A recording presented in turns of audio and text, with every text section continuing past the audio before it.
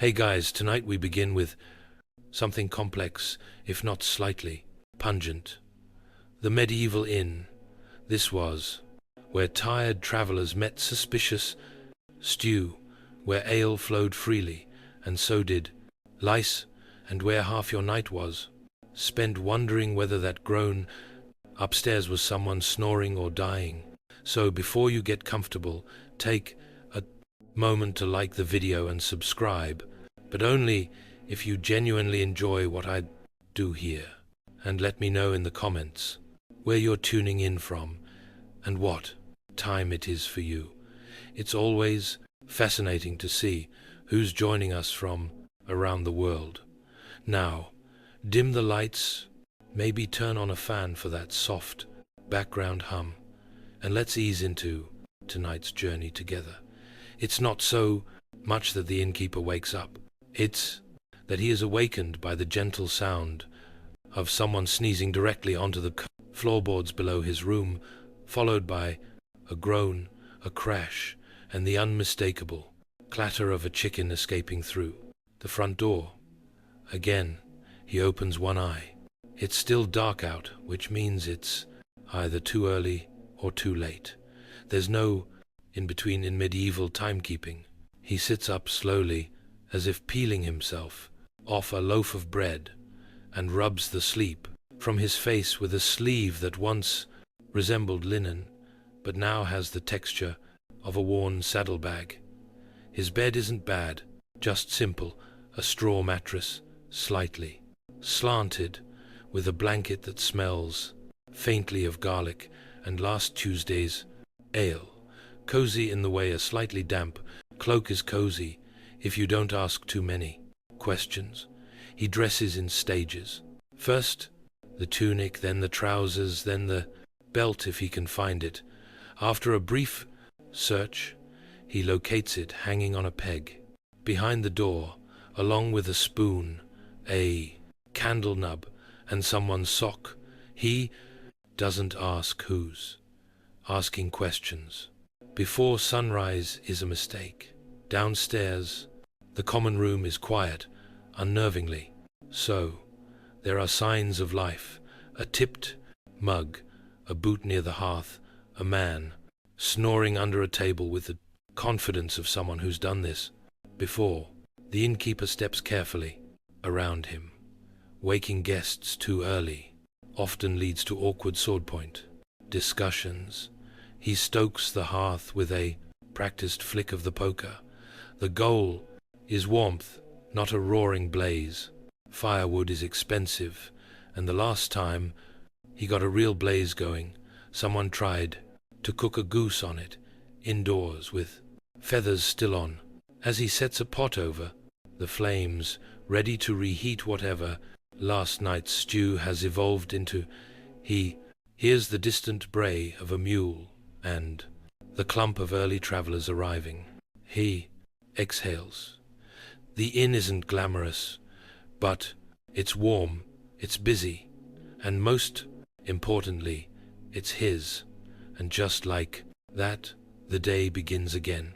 Breakfast at the inn is less of a meal and more of a negotiation between what's edible and what's legally defensible. The innkeeper ladles a thick scoop of something into a pot over the hearth. It doesn't have a crackle name, but it does have a smell, somewhere between boiled oats and a wet boot that's been thinking about cabbage.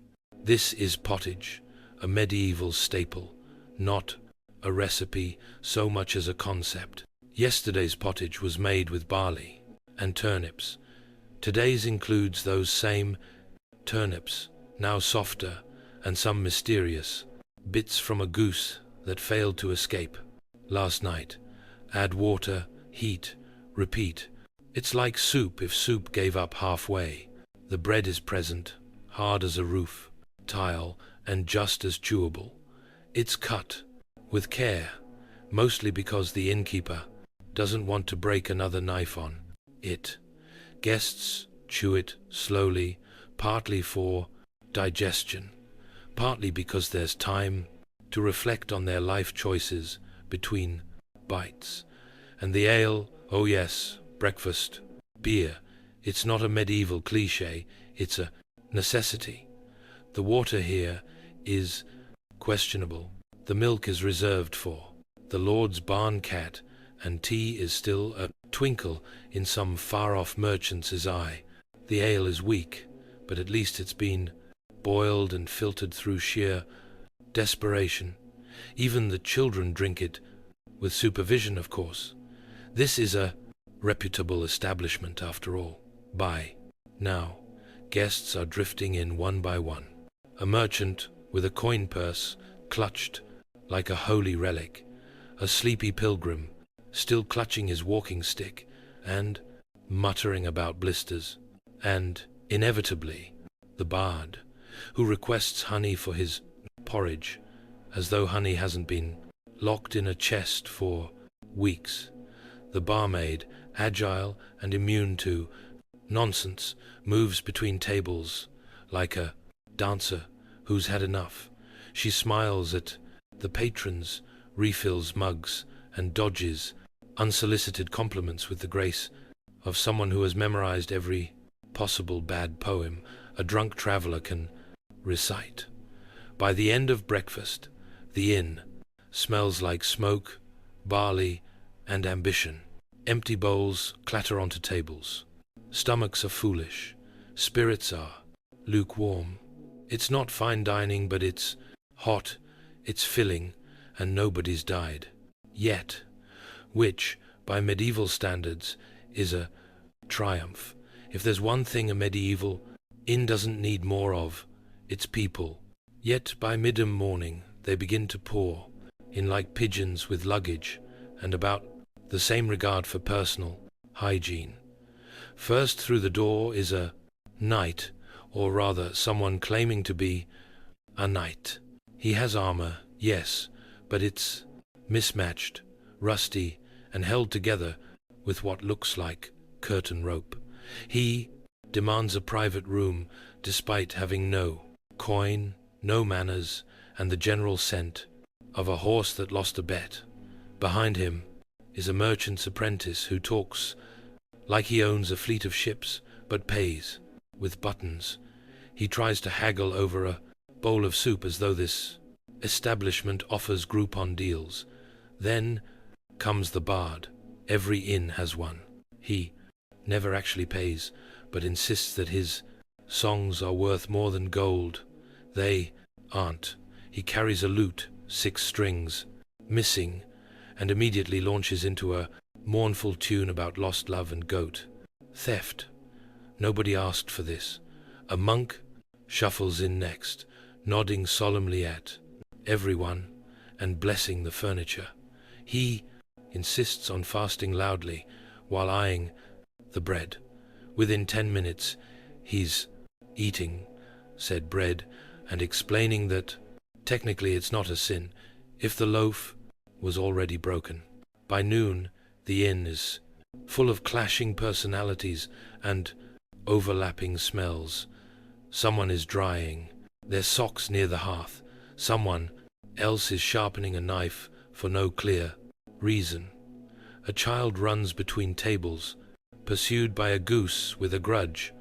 In the street corner, 2 travelers argue over who gets the only stool without a wobble. And overseeing it all is the innkeeper, calm as a monk on payday. He's seen it all before. He knows that by evening, someone will fall in love, someone will fall asleep in their soup, and someone will challenge a stool to a duel, probably the bard again. He pours another mug, wipes the counter with a cloth that has seen better centuries, and gives a nod to the barmaid, a silent agreement that despite everything, this place is still running. The guests may be unpredictable, loud, occasionally bleeding, but they're also what makes the inn, and he wouldn't have it any other way, except quieter and with fewer goose chases. If the inn has a soul, or at least a functioning brain, it's the barmaid. Her name is Marjorie. She's about 20, possibly 30, or maybe she just aged rapidly from exposure to traveling. Poets. No one knows for sure.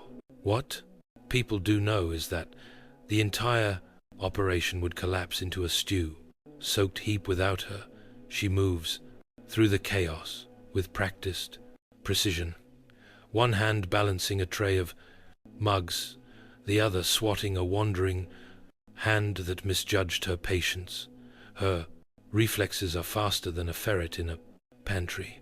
A drunken mercenary once tried to compliment her ankles and woke up 2 days later with his boots nailed to the bay ceiling.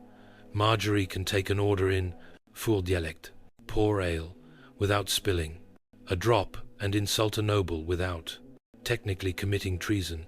She's not rude, she's efficient, and in a building held together by splinters and half-promises, she is the only one with actual authority.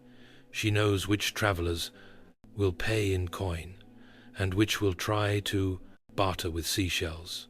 She can sniff out a fake accent, a stolen ring, and a flirt disguised as a food complaint. The monk may mumble about sin, but even he knows. Marjorie is the patron saint of keeping things moving. Her day starts before dawn and ends long after the fire burns low.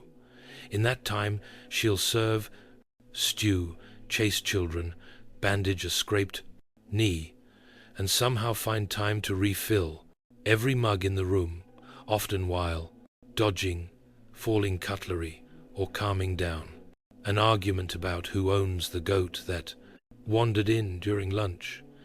And yet she never drops the tray. That's the magic of it.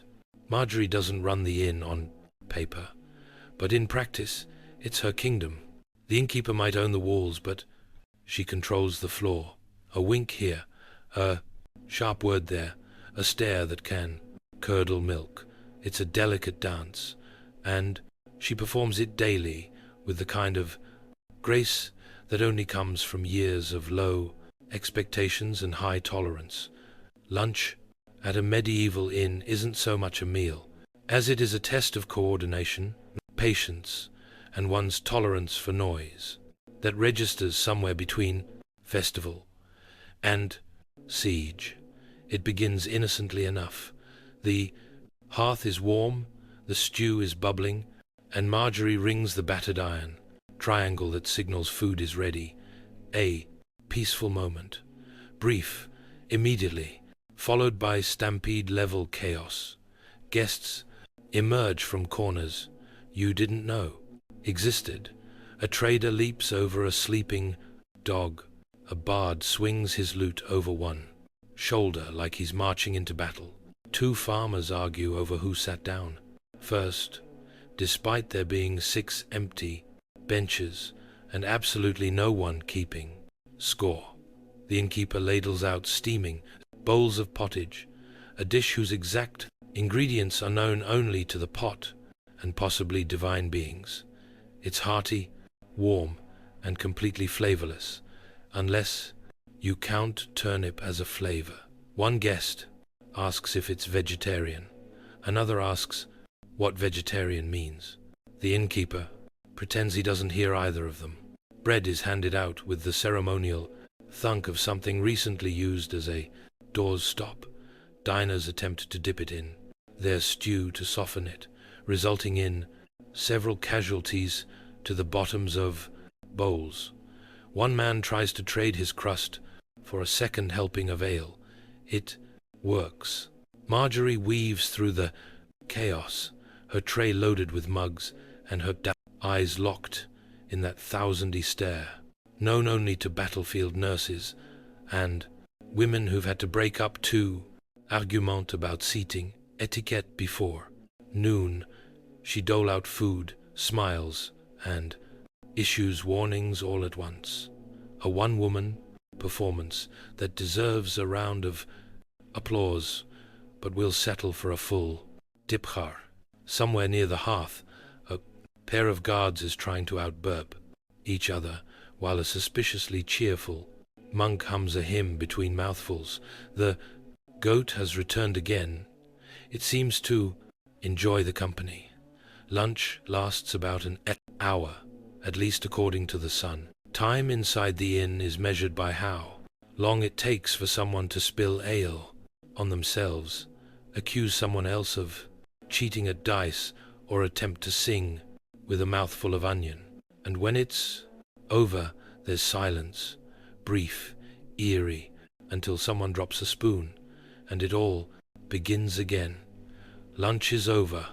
The stew has been consumed. The bread has been gnawed. The goat has once again been escorted out with stern words and a broom. Now begins the part of the day innkeepers dread most, cleaning up after the guests who swore they were very tidy. To the untrained eye, it may look like a normal dining room in mild disarray, but to Marjorie and the evil innkeeper, it's a full-blown archaeological dig site, complete with mysterious stains, lost personal items, and a deeply unsettling amount of onion peels in places onions should never have been. The wooden tables are wiped down with a cloth that, much like the innkeeper, has seen too much. It doesn't clean so much as smear everything into a nice medieval glaze. The floors are swept, mostly by pushing things under benches and hoping gravity takes care of the rest. A boot is discovered under one of the stools. No one claims it. It's added to the growing pile behind the bar, labeled "possibly belongs to someone." Marjorie starts collecting dishes with the speed and precision of someone who's done this every day for a decade, and would very much like to stop. Guests who linger too long get the look, a glance so potent it once made a noble apologize and tip an howd entire silver coin. He was never seen again, but the story remains legend. The stew pot is scraped clean. Whatever remains is either fed to the pigs or quietly reincorporated into tomorrow's recipe. Waste not, want not, especially when nobody can tell the difference. After the third bowl, the innkeeper mutters something about washing the mugs, but everyone knows he'll just rinse them in the rain barrel and call it divine purification. There is a bucket for soaking, but it's mostly ceremonial at this point, as the final crumbs are brushed away and the benches are set back in place, somehow always wobblier than before. The room starts to resemble an inn again, rather than the scene of a particularly well-fed riot. Marjorie takes a breath, straightens her apron, and prepares for the next wave. Because in a medieval inn, peace is never permanent. It's just the brief pause between one mess and the next. And somewhere, someone is already asking when supper will be ready. Just as the last bowl is stacked, the last spoon dried is, and Marjorie dares to take a sip of leftover ale in peace. It happens. The door cracks open. New guests, fresh faces, fresh problems, and worst of all, questions. The first traveler steps in wearing an oversized cloak, a beard that could house several woodland creatures, and an expression that suggests he's about to review the place on parchment. He walks up to the bar and asks, "Do you serve almond milk?" The silence is immediate and total. Somewhere in the corner, a stool cracks under the weight of collective judgment. Behind him arrives a young couple, clearly not married, based on how closely they're standing and how determined they are not to touch, who ask if they can see the room. First, Marjorie simply points upstairs. It's wooden, it has walls, it doesn't leak in summer. Usually, a third guest, covered in dust and self-importance, insists on knowing where the inn sources its candles, whether the stew is ethically prepared, and if the goat has been trained to stay outside. The goat, of course, enters at that exact moment and promptly sneezes on his boots. Then there's the bard, a different bard this time, who insists on paying with a song. He plucks his lute, hits 3 wrong notes in a row, and launches into a ballad about the lady in the leaky chamber pot. He is immediately asked to stop politely with a broom. The innkeeper nods his way through every request, every complaint, and every mispronounced question about wine. Varieties. There's one wine, and it's reddish. He doesn't argue. He doesn't correct. He simply listens, smiles, and les margeries andlit. Because if there's one thing that fills an inn faster than rain, it's travelers with opinions. And they never arrive quietly. By sundown, the common room is a patchwork of personalities. The quiet scribe in the corner, the arguing merchants near the fire, the bard on his second attempt at winning affection through volume, and the goat now asleep under table 3. The innkeeper exhales. Another batch of guests, another round of small disasters waiting to unfold, and all of them somehow think they're the normal ones. Supper time arrives, not with elegance, but with noise, loud, overlapping noise. Chairs scrape, mugs clink, someone coughs theatrically to hint that they've been waiting ages, even though they arrived 9 minutes ago and are still wearing their traveling cloak like it's a crown. Marjorie emerges from the kitchen, holding a pot that's technically still, warm and definitely still. Stew. The day's menu hasn't changed. It's still the inn's signature dish, whatever was left from earlier, slightly reheated. It's served with a chunk of bread that could double as a blunt weapon, and a side of commentary from the guests. This stew tastes different than last night. One traveler says with suspicion. It's the same stew. Marjorie replies without looking up. Oh well, it's nice, they add, quickly, now fearing for their cutlery. Privileges. The bard, who is still here, somehow offers to perform a song in honor of the meal. He gets through one verse before Marjorie places a ladle in his bowl with a little more enthusiasm than necessary. He gets the message. Over near the hearth, 2 merchants are having a lively debate about grain prices, which is somehow louder than the couple arguing about how many fleas they counted on the bed upstairs. The goat has returned. It is now under the table, again being quietly fed by a child who insists it's his emotional livestock. The stew is filling, the ale flows freely, which helps with how filling the stew is, and despite the occasional complaint about texture, temperature, or the existential ambiguity of the meat, everyone eats. The innkeeper stands behind the counter, polishing a mug that hasn't been truly clean since last harvest, watching his patrons with the expression of a man who has accepted his fate. He knows that in about an hour, someone will spill something. Someone else will fall asleep mid-sentence, and the bard will try again. He always tries again. But for now, the room is loud, messy, and very much alive, which is, if nothing else, a sign of success, because in a medieval inn, supper doesn't need to be good.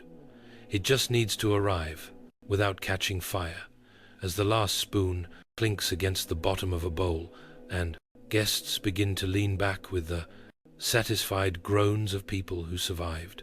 Another round of stew, the real show, begin. Evening entertainment loosely defined. There is no scheduled program, no flyers, no host with a lute and a schedule. The evening simply unfolds. The way all great performances do, with no structure, limited talent, and a strong chance of mild injury. The bard, of course, seizes the moment. He clears his throat dramatically, plucks 3 uncertain strings, and announces a ballad titled "The Fair Lady of Festerwell, Who Married a Troll."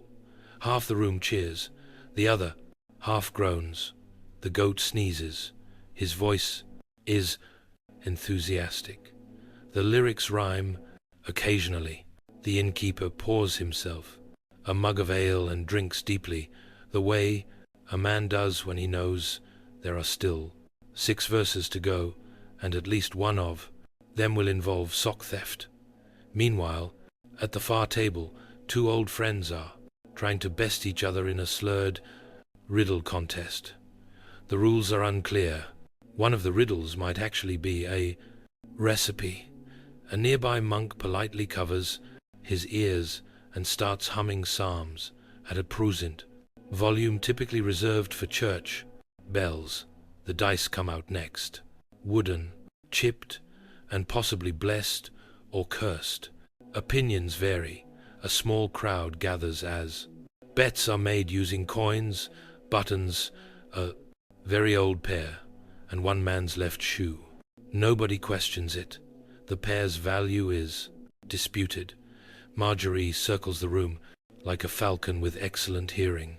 She's watching for trouble, spilled, and anyone who looks like they're about to stand on a table. She catches the bard mid-step, just as he tries to perform a dramatic gesture on a bench leg that clearly wasn't designed for theater. In the corner, a shy traveler, Shilly, produces a flute. It produces 3 lovely notes before the goat headbutts to him. Applause all around. Evening entertainment at the inn isn't polished, rehearsed, or even entirely legal in some towns. But it's real, it's loud, and it almost always ends with someone snoring into their mug or waking up with a new tattoo drawn in soot. There is no official closing time at the inn. There's no bell, no lights out announcement, and certainly no polite usher guiding guests toward the door. No, closing time is more of a gradual societal collapse. It begins when the bard finally loses his audience. This usually happens when he forgets the lyrics to the final verse and replaces them with dramatic throat noises. Someone throws a crust of bread in appreciation. It's unclear whether it's applause or a bribe to stop. Next, a few patrons start to slump, not from ale necessarily, but from sheer caloric weight. The stew has settled. Gravity has won. One merchant leans so far back on his stool that he becomes furniture. His companion uses him as a footrest. Marjorie starts stacking empty mugs, like she's building a small fortress. She doesn't say much, just raises one eyebrow, which in the language of innkeeping means wrap it up or start sweeping. There's always one guest who insists on ordering something after the hearth has gone dark. Tonight, it's a peddler who thinks a light snack means a full roast duck. He is given bread, a look, and a firm suggestion to chew slowly and sleep sooner. The goat, ever present, has curled up by the embers. It is technically not allowed indoors, but at this point, it's paid more attention during story hour than half the humans, so exceptions are made. The innkeeper begins his rounds. He pokes at the dying fire, checks that no one has passed out, face down in the stew pot again, and gently nudges a snoring traveler off a table and onto a bench, a professional move learned through years of subtle repositioning. One couple heads upstairs, bumping into every visible surface. They will, by morning, complain about the noise. The irony is, noted and filed away for later passive aggressive amusement. Eventually, the room empties. Not all at once, but in soft, wobbly waves like a tide of cloaks, yawns, and the occasional hiccup. The chatter fades. The laughter dies down. The inn grows quiet. Sort of. A mug rolls off a table. Someone upstairs drops a boot. The goats sigh deeply. But for now, the worst of the day is over. The guests are asleep, or at least horizontal, and no longer speaking. Climbing the stairs in a medieval inn is an act of faith, not spiritual faith, structural. The steps creak, groan, and occasionally shift underfoot like they're considering early retirement. But for the weary traveler, upstairs means one thing, a place to collapse. The rooms vary. Some are private if you're wealthy or convincingly loud about it. Most, however, are shared.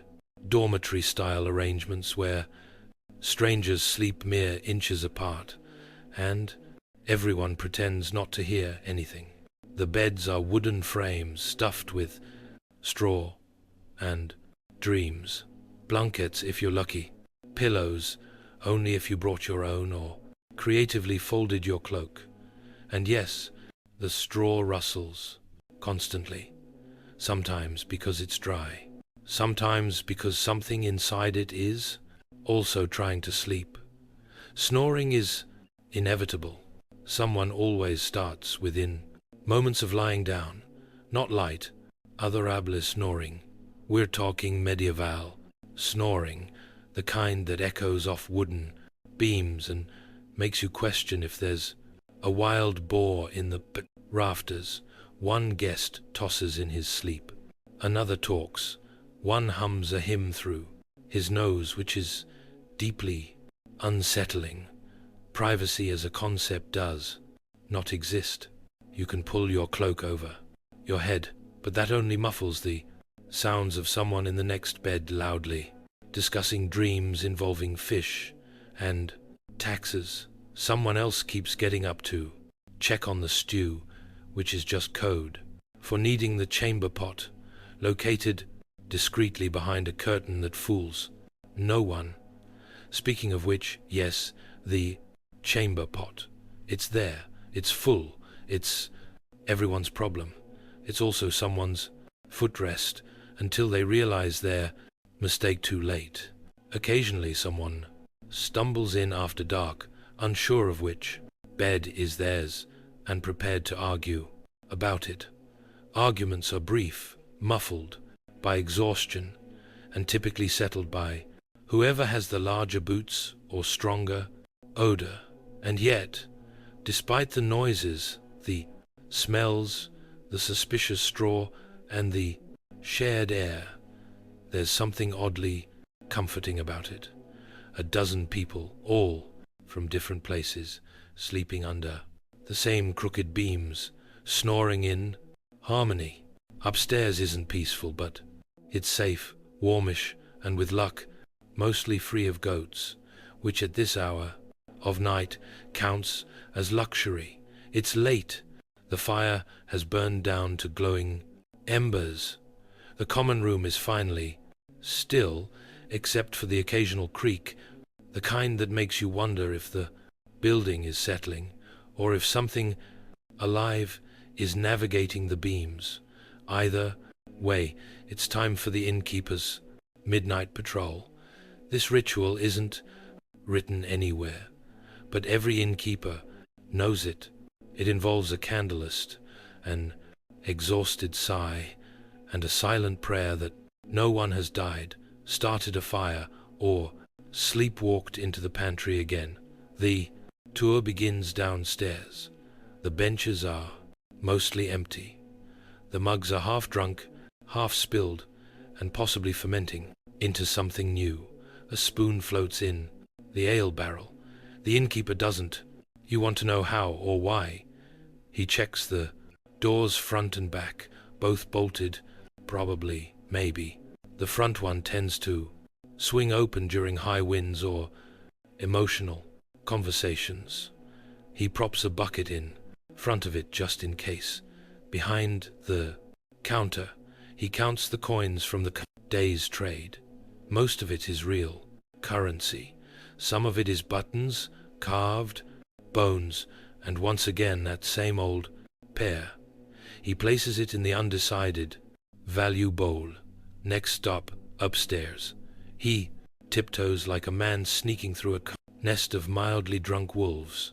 Each floorboard betrays him with a creak, louder than the last. Behind one door, someone snores with conviction.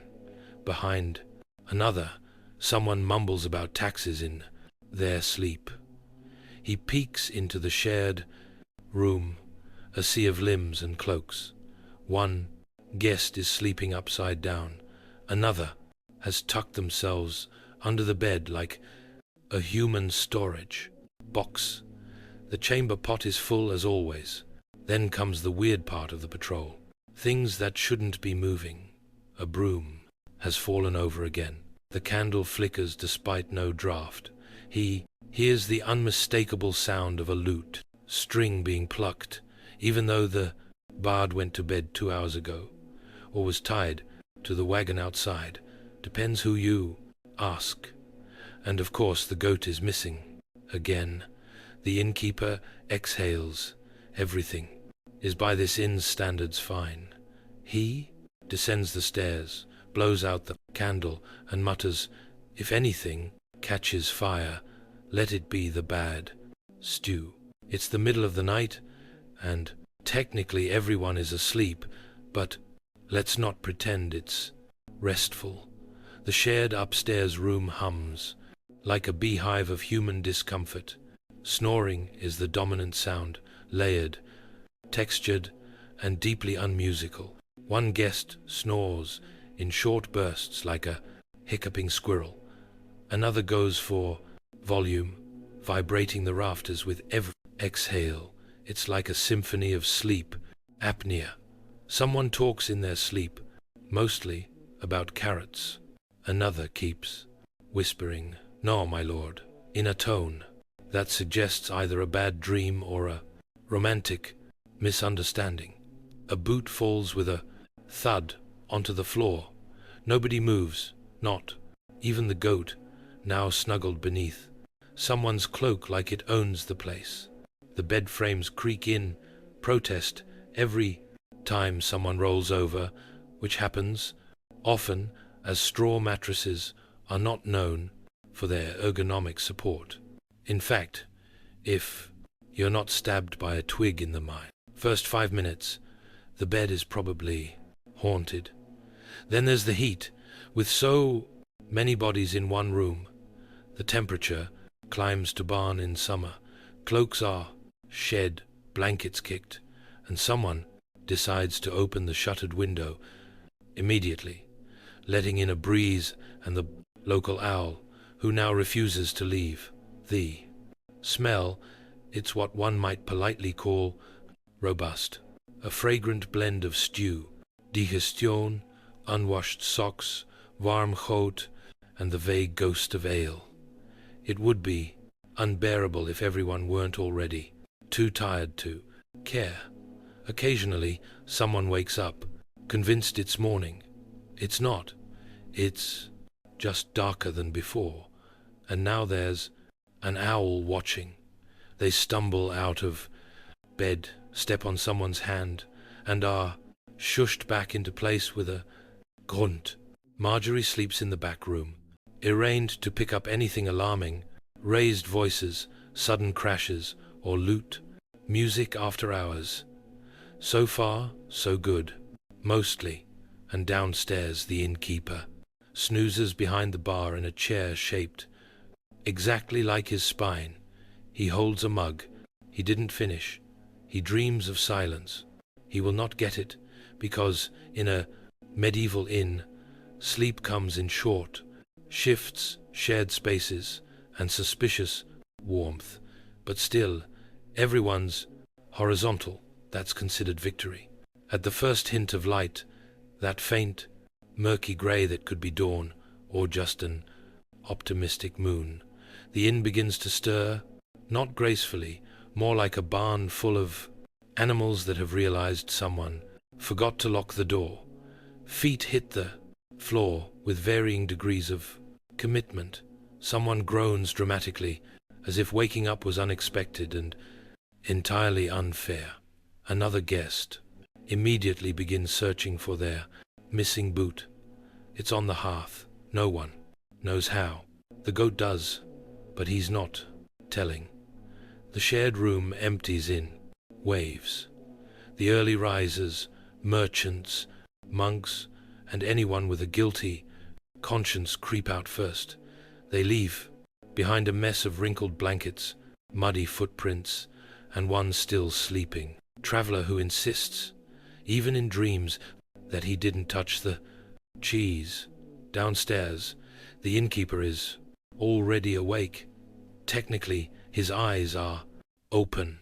His body is upright, but his soul is still halfway between this world and wherever old barkeepers go in their dreams, somewhere with clean mugs and quiet guests. Marjorie arrive moment la terre, wrapped in a shawl and sheer determination. She begins her silent inventory of overnight damage. 2 overturned stools, 1 missing candle, and someone inexplicably put jam on the broom handle.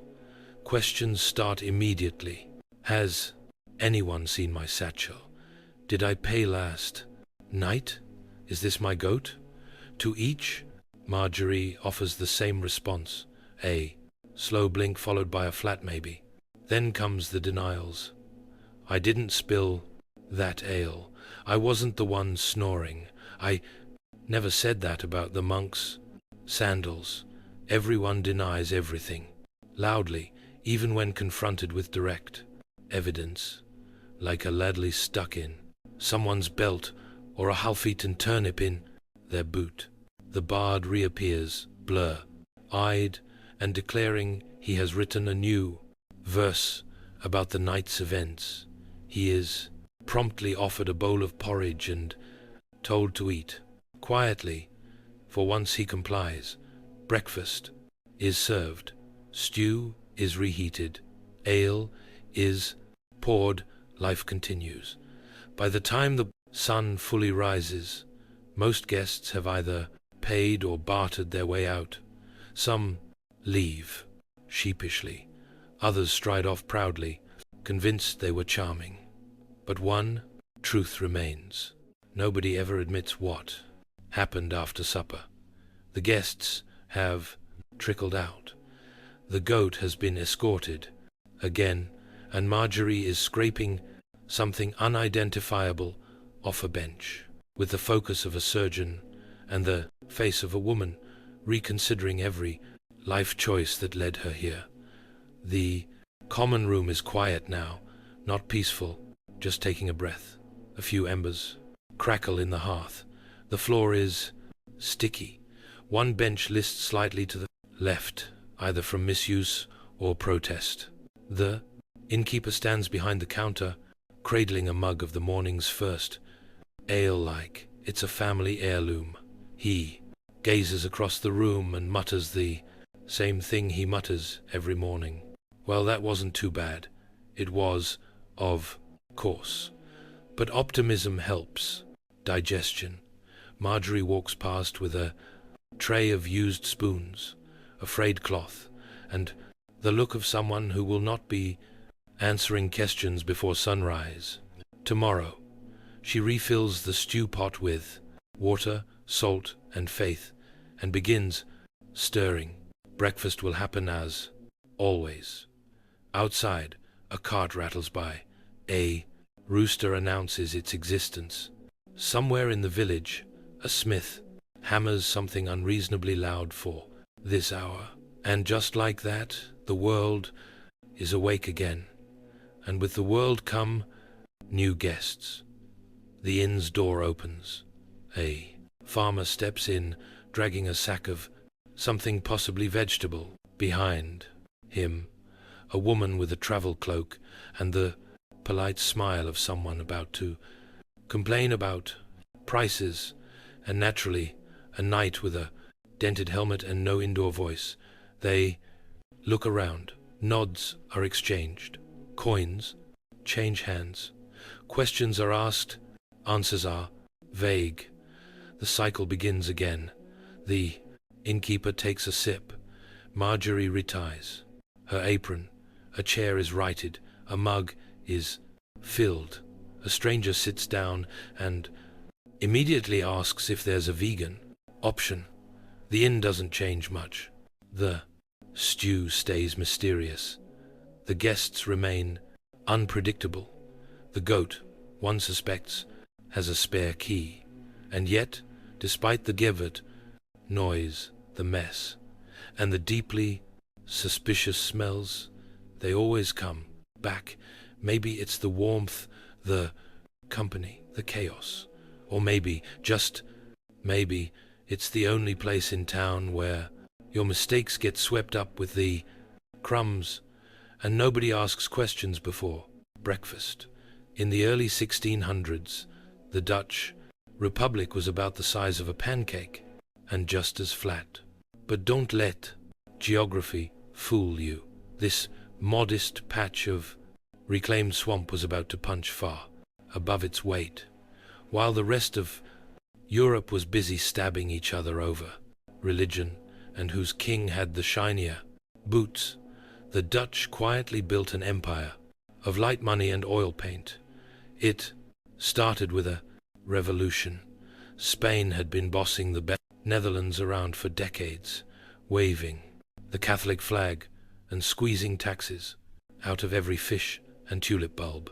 But by 1648, after nearly 80 years of kicking and screaming, the Dutch finally declared, "We're done."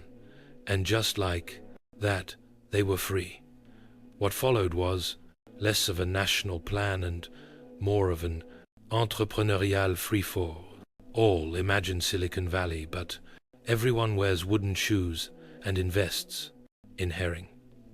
Amsterdam became the wall street of Europe.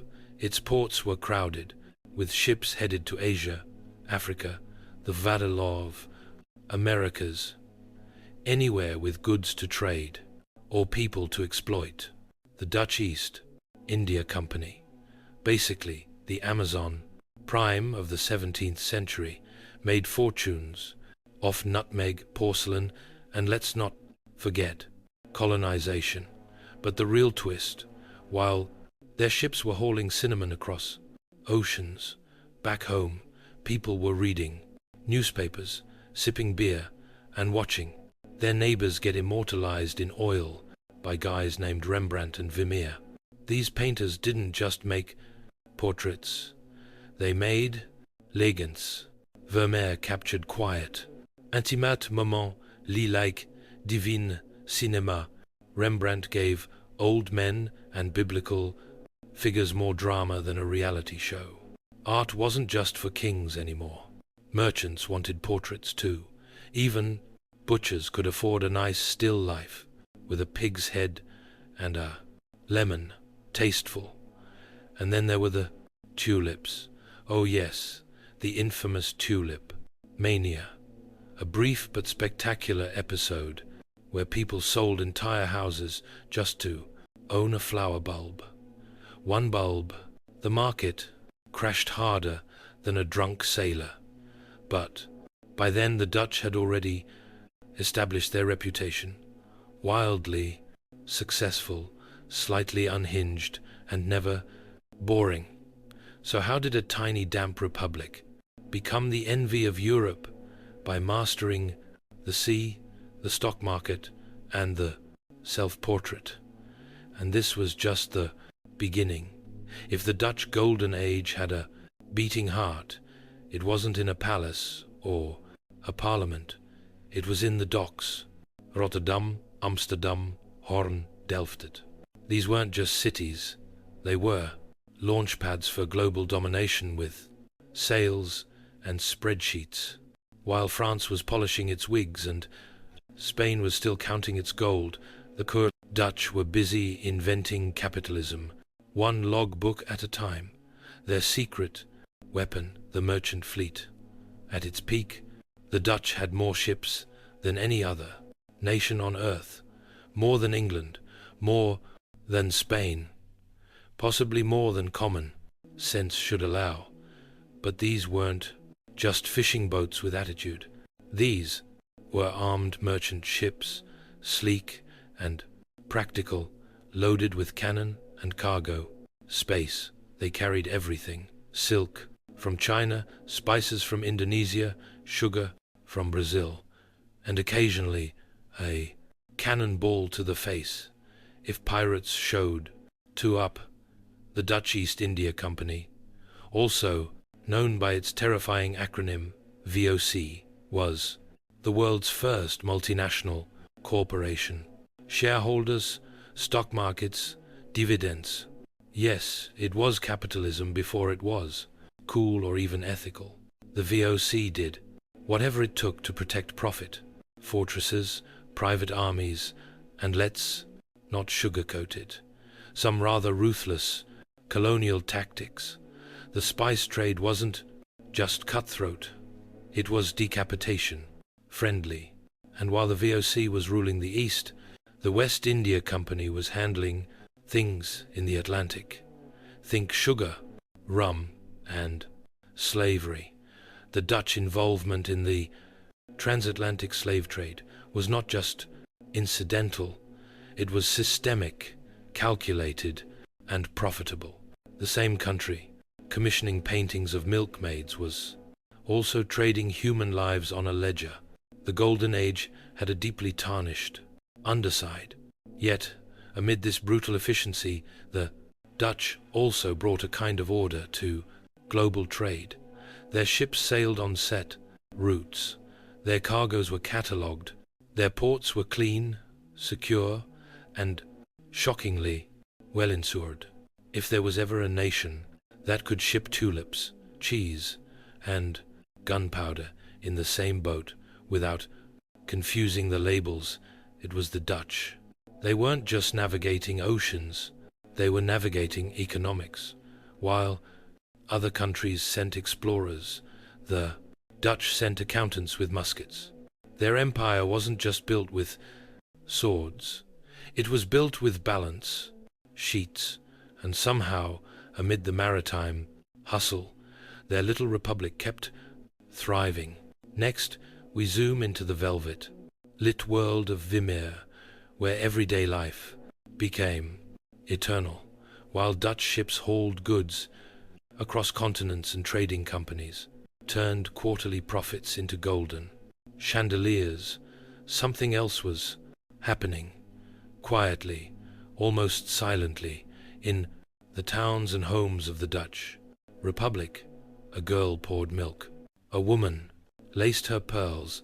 A letter was read in silence beside an open window, and with every mundane moment, a man named Johannes Vermeer turned ordinary life into eternal poetry. Vermeer wasn't the most famous painter of his day. In fact, he wasn't even the busiest. He produced a grand total of about 35 known works. That's less than what Rembrandt spilled on the floor during a single bad week. But what Vermeer lacked in volume, he made up for in radiance. His paintings are calm, composed, and eerily luminous, like someone painted sunlight holding its breath. What set him apart? Precision, detail, and a near mystical understanding of light. The interiors he painted weren't just backgrounds, they were characters. You could almost hear the creak of the wooden floors and the ticking of a clock. And that's the secret of the Dutch Golden Age. While the outside world raced forward, artists like Vermeer captured the sacredness of slowness. Of course, Vermeer's magic wasn't performed in a vacuum. This was a society that adored images.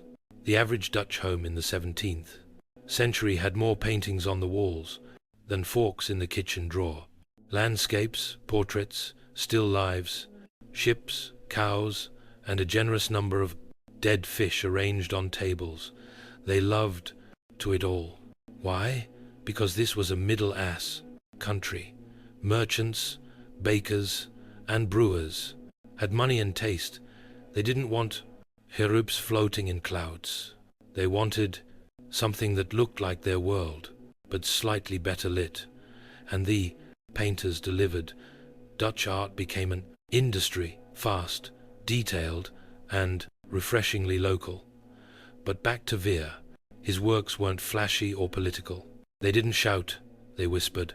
And in those whispers were volumes about intimacy, solitude, and the quiet drama of domestic life. He painted what was often overlooked and made it unforgettable. In the next chapter, we'll step out of these golden-lit rooms and into the streets of a booming republic, because outside Vermeer's windows, an economic experiment was brewing that would both dazzle and implode. The infamous tulip mania. Picture this.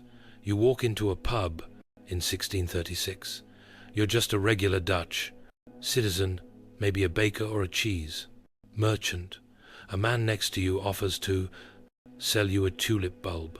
Not a bouquet, just one bulb. The price, the same as your house. And the crazy part, you consider it.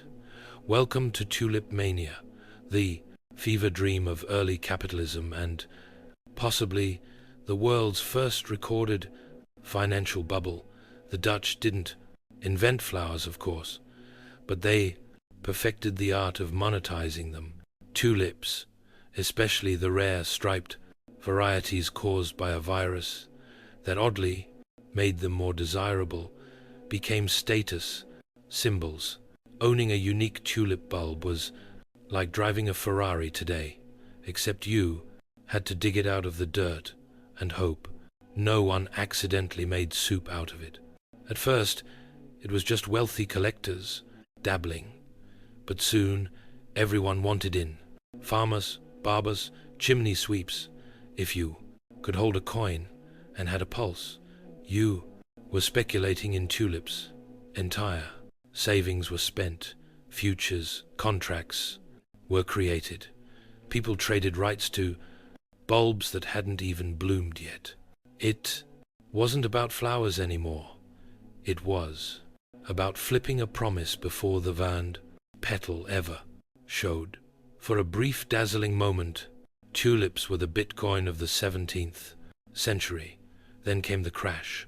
One February day in 1637, people stopped buying. Maybe they blinked and realized they were mortgaging homes for plants. Maybe someone actually saw a tulip and thought, wait, that's it? Prices collapsed, fortunes vanished. And suddenly, that one bulb you paid the price of a canal house for, worthless. You might as well plant it and try to enjoy the view. Strangely enough, the Dutch economy didn't fully collapse with the tulip market. It was embarrassing. Yes, there were lawsuits. There were public sermons about greed and vanity, but the Republic shrugged, dusted off its doublets, and moved on. It wasn't their last brush with speculative mania, just the prettiest one, tulip. Mania became a moral tale about hubris, irrational markets, and the human tendency to chase beauty until it bites. But while the bulbs rotted, the Dutch spirit didn't, because just around the corner, the Republic was building a cultural empire on books, maps, and ideas. And that's where we head next. While tulips were being traded like gold, and Vermeer was busy painting, women doing very quiet things near windows, something else was quietly blossoming in the Dutch Republic. The mind. The Dutch didn't just ship goods, they shipped ideas. And in the 17th century, that was dangerous business. Let's start with printing presses. At a time when publishing the wrong opinion in, say, Spain could get unetly burned at the stake, the Netherlands became a haven for writers, philosophers, and rebels with quills. The Dutch had a relatively tolerant attitude towards free thought, at least as long as it didn't mess with trade, which meant books flowed out of Amsterdam like wine at a marchand banquet. Ideas banned elsewhere found safe harbor here. Descartes wrote and published in the Netherlands. Baruch Spinoza, the excommunicated Jewish philosopher who suggested that maybe God wasn't an old to man in the sky, but something more like reality itself, lived and thought here in relative peace until he became too radical even for the radicals. Universities like Leiden and Utrecht became intellectual magnets. Students from across Europe came to study everything from law and medicine to the latest theories in optics and anatomy. And because this was the Dutch, they studied in buildings clean enough to eat off and catalogue their knowledge with terrifying precision. Crafty also thrived. Dutch map makers like Joan Blayo were not just sketching coastlines, they were redrawing the European imagination. Their atlases were masterpieces, decorative, wildly inaccurate in parts, but astonishingly detailed for their time. Want to explore the coast of Java or dream about Brazil? Just open a Dutch map. This intellectual curiosity wasn't limited to scholars. The middle class read audaciously pamphlets, travelogues, scientific treatises, and scandalous poetry. Newspapers circulated stories from Constantinople to the New World. For the first time in European history, literacy wasn't a luxury, it was a lifestyle. But it wasn't all enlightenment and espresso.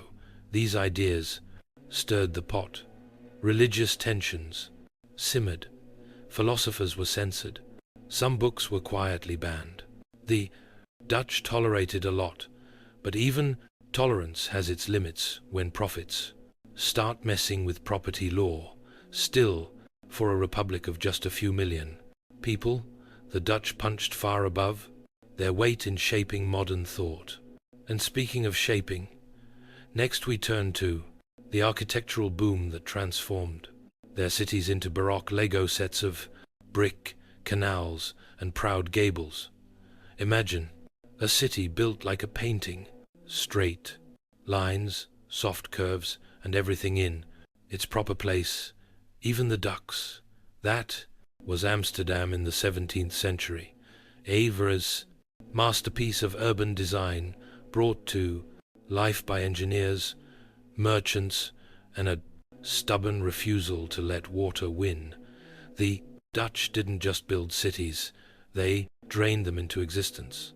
Much of the land the Republic stood on was technically underwater, or had been recently persuaded not to be. With dikes, pumps, and sheer willpower, the Dutch reshaped their world. Where other nations saw swamp, they saw potential, real estate. At the heart of this watery miracle was the canal ring of Amsterdam, known as the Grafton Gordel. It was elegant, efficient, and about as close as urban planning gets to poetry.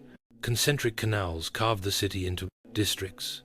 Goods moved by boat, not cart. Rich merchants built narrow houses with steep steps and grand windows, showing off just enough wealth to impress, but not enough to look French. Those tall houses with the ornate gables, they weren't just aesthetic choices, they were tax strategies. Property taxes were based on width, not height. So, people built upward, not outward, squeezing luxury into vertical elegance. The result, an architectural skyline that looks like gingerbread real estate and smells faintly of Calvinist restraint. Brick was the material of choice. It was cheap, durable, and made the streets look like a Renaissance Minecraft server. But design wasn't only about beauty. The Dutch emphasized utility. Even their ornate facades had winches and pulleys to lift furniture up through windows, since spiral staircases inside were less stately and more claustrophobia simulator. Public buildings also bloomed. Town halls, ways, guild halls. The grandest of them all, Amsterdam's town hall, finished in 1655. It was so magnificent that Louis the Prince XIV reportedly called it the eighth wonder of the world, and promptly copied it as was his habit. And amid all this architectural splendor, there was a message. The Dutch Republic wasn't about kings or cathedrals. It was about cities, citizens, and civic pride. Clean streets, tidy facades, order, and elegance. This was a built environment that reflected a national mindset, precise, practical, and quietly proud. But beneath this order, tensions simmered. Political divisions, religious strife, and international rivals were gathering. In the next chapter, we dive into the conflicts, internal and external, that would test the very seams of this golden republic. For all its brilliance, the Dutch Golden Age wasn't some utopia of harmony and polite cheese tasting.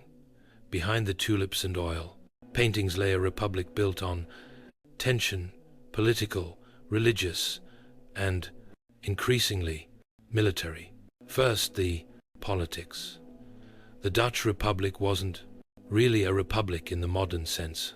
It was a jigsaw puzzle of provinces, each jealously guarding its rights like a toddler hoarding snacks. The real power lay with the wealthy, merchant class, in cities like Amsterdam and Leiden. Deze men weren't nobles, but they had the money to pretend. At the top of the political pyramid was the stadtholder, usually from the House of Orange, a military leader with just enough power to make everyone nervous. Think of him as a monarch with a disclaimer. Some provinces liked him, others liked him less. The result, a constant tug-of-war between centralized leadership and provincial independence, a sort of political group project where half the group wants to fire the leader and the other half is the leader's cousin. Religiously, the Dutch had technically broken with Catholicism, but that didn't mean unity. The Calvinists were in charge, and they weren't exactly famous for their open-mindedness. Other Protestants, Jews, and Catholics were tolerated, as long as they didn't cause a fuss, build big churches, or throw parades. Publicly, everything was orderly. Privately, it was tense. Internationally, the Dutch were suddenly a major power, and the old guard didn't like that. The English, once their Protestant pals, now saw them as economic rivals. Cue the Anglo-Dutch Wars, a series of naval brawls where both sides lost ships, pride, and occasionally their tempers. The Dutch held their own thanks to admirals like Michel de Ruyter, who was equal parts pirate, strategist, and national hero. He once sailed up the Thames and stole the English flagship for fun. But warfare is expensive. Maintaining fleets, defending trade routes, and bribing neighbors not to attack. All this added strain to a fixed delicate system, and while the Dutch could juggle commerce, culture, and colonies, they couldn't juggle forever. The cracks in the Golden Age had begun to show, not in the art or the architecture, but in the very system that built it. Next, we'll visit the twilight of this era and ask, how does a Golden Age end? With a crash, a war, or simply a yawn from history. Golden ages don't typically end with explosions. More often they fade, quietly, awkwardly, like a party where the best guests have already left and someone just knocked over the wine. The Dutch Republic in the late 1600s wasn't collapsing. It was sighing. The signs were subtle at first.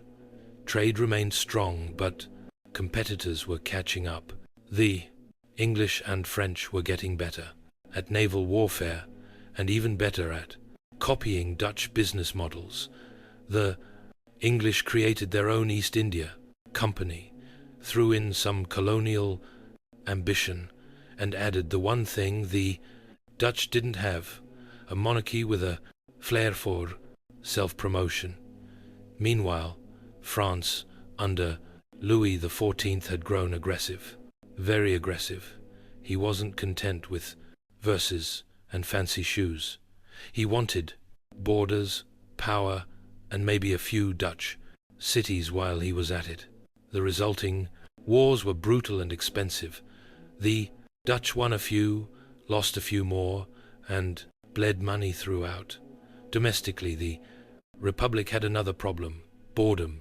Innovation slowed.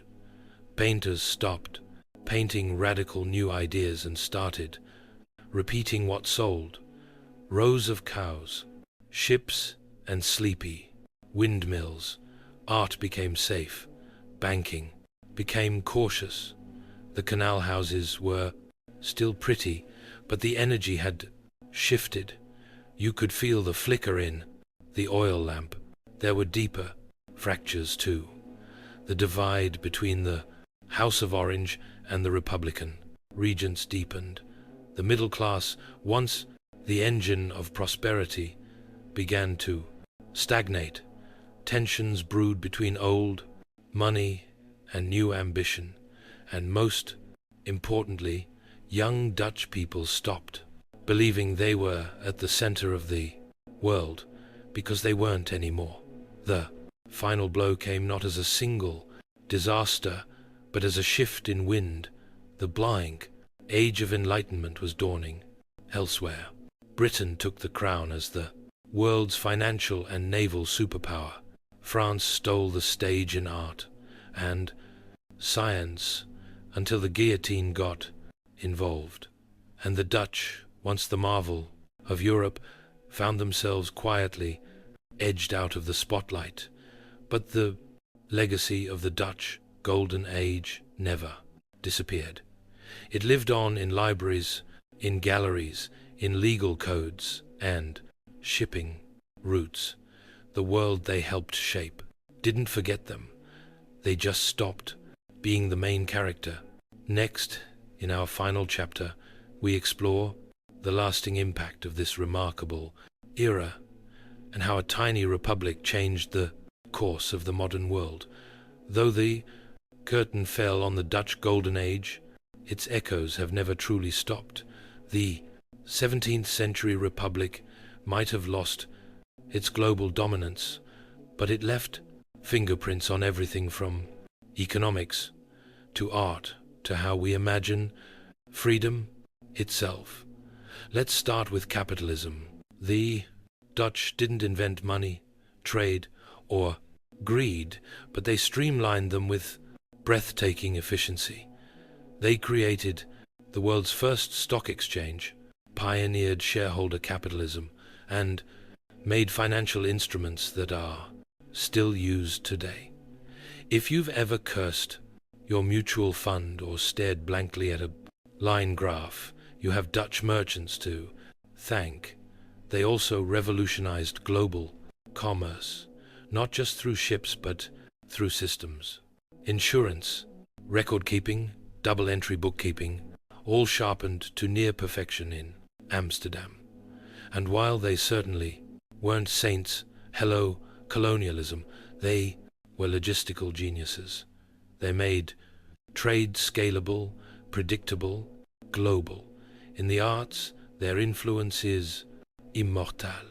Vermeer's quiet light, Rembrandt's stormy faces, the intimate realism of domestic scenes.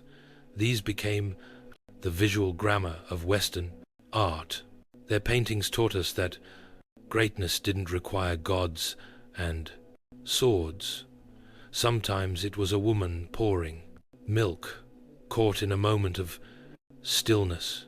In ideas, they carved out a space for reason. The Dutch tolerance, imperfect but notable, allowed thinkers like Spinoza and Descartes to publish works that would have been burned elsewhere. In doing so, they helped push Europe toward the Enlightenment, freedom of thought, religious pluralism, scientific curiosity, all took root in the Dutch soil. Even their cities set a standard. Amsterdam's canals, Utrecht's universities, the brick gables, and clean, navigable streets all served as templates for modern urban life, order without opulence, function dressed in elegance. They didn't build for kings, they built for citizens.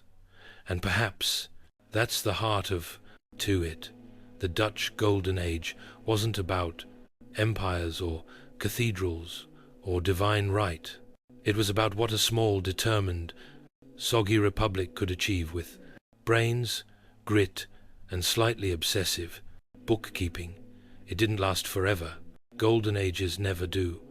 But in the brief glow of that century, the Dutch showed the world a new model of success, one powered not by royalty, but by ordinary people doing extraordinary things. Thanks to them, the modern world sails in their wake, charting new waters on maps. They helped draw, forget stadiums, sponsorship deals, and national anthems. The very first Olympic Games had none of that. No referees in polos, no timers, no slow motion replays, just dust, sweat, and a sacred olive tree. The year was 776 BCE, CE, and the location was Olympia, a quiet religious sanctuary in the 5 Mycon, Peloponnese, dedicated to none other than Zeus himself, the king of the gods, champion of lightning bolts, and apparent enthusiast for athletic thighs. But these weren't just local games to pass the time between harvests.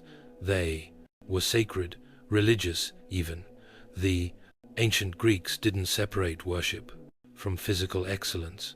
In their eyes, competing naked in the heat of the Greek sun wasn't just showing off. It was divine devotion. To test the limits of your body in front of Zeus was the ultimate offering, one far more acceptable than sacrificing goats or writing hymns in hexameter. The origins of the games are a mythological mess. Some say Hercules founded them after cleaning out the Augean stables, which frankly sounds like the sort of event you'd want to turn into something else. Others say King Pelops. Yes, the same guy with the cursed descendants started them after winning a chariot race. But whatever the story, by 776 BCE, the games were official, recorded, and already prestigious. The first recorded event, the stadium, a short foot race roughly 600 feet long, or one stayed. The only known victor that year was a cook named Coro Bossavelis. That's right.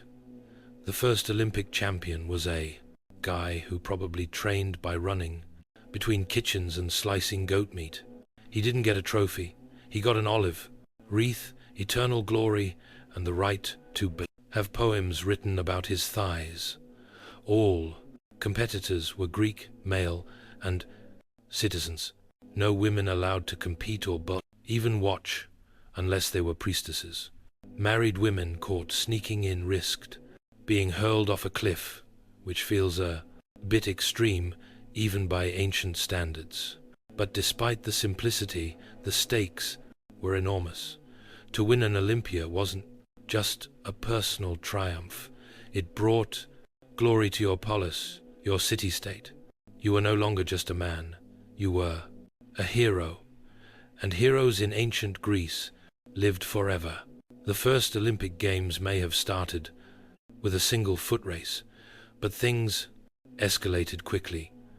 What began as one guy sprinting 600 feet turned into a sprawling schedule of events that tested every aspect of the male body. Speed, strength, balance, and how well you could fight someone half covered in olive oil. Let's begin with the basics. Running. After the stadium, more races were added. The Dios was essentially the ancient 400-meter dash, one length of the track there, one back. Then came the Dikos, a long-distance race that could last up to 24 laps. That's over 5 km in the Greek summer sun naked. No water breaks, no music playlists, just you, your feet, and probably some very uncomfortable dust. But it wasn't all about speed. The Greeks adored combat, sports, and their games reflected that. Wrestling or pale was a technical affair. No biting or eye gouging, but pretty much everything else was fair game. You had to throw your opponent to the ground 3 times to win. It was the cerebral cousin of the far more chaotic pancration, a mix of boxing and wrestling where almost anything went. Punches, kicks, chokes. It was violent, raw, and beloved. The rules: try not to kill your opponent, at least not in front of the judges. Boxing, called pygmachia, was brutal. No gloves, just leather straps wrapped around the knuckles. Matches often ended in blood and broken bones, and surrender was the only way out. It was less float like a butterfly, and more survive with your teeth. Then there was the pentathlon, a 5-event spectacle for the ultimate all-rounder. It included running, wrestling, long jump, javelin, and discus. The long jump was done with weights called halter, supposedly to add momentum, which sounds more like a tripping hazard than an athletic boost. And finally, chariot racing, held in the hippodromium. It was fast, dangerous, and occasionally fatal. The interesting twist: the owners of the horses won the horse prize, not the drivers. So, some aristocrat could pay a stable boy to risk his life for glory and still take home the olive wreath. Classic. Each event pushed men to their limits and sometimes past them, but they weren't competing for gold or money. They were chasing something even more valuable in ancient Greece: Kleos, eternal fame. To the ancient Greeks, the Olympic Games weren't just about flexing your glistening biceps in front of the crowd. They were first and foremost an act of worship. The athletes weren't simply competitors. They were pilgrims. And Olympia, that wasn't just an arena. It was a sacred site dedicated to the king of the gods himself, Zeus, nestled in a lush grove called the Altis. Olympia was more temple than stadium. Before a single race was run or a discus was hurled, the sacred atmosphere had to be honored. The most important structure, the Temple of Zeus, a colossal Doric masterpiece that once housed a gigantic ivory and gold statue of the god, sculpted by Phidias. It was one of the 7 wonders of the ancient world. And, yes, it absolutely loomed over the games, like a divine referee. The rituals began days before the competitions. Athletes took oaths before a statue of Zeus Hauios, Zeus of the oaths, swearing not to cheat, bribe, or beat during wrestling. Breaking that vow wasn't just poor sportsmanship, it was sacrilege. Cheaters were fined, and their penalties paid for bronze statues of Zeus that lined the entrance path, eternal reminders of their shame. And then there were the sacrifices, lots of them. Dozens of bulls were slaughtered at the altar of Zeus. The smoke, the chanting, the blood, it was all part of a massive communal offering.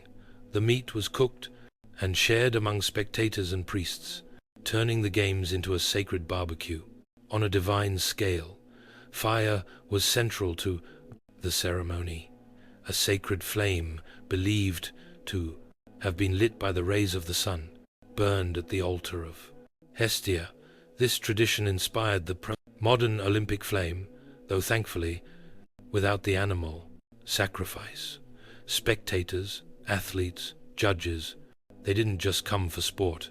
They came for religious renewal, for a chance to witness divine favor manifest through human excellence. The air was thick with incense and anticipation. Winning meant Zeus himself had smiled upon you.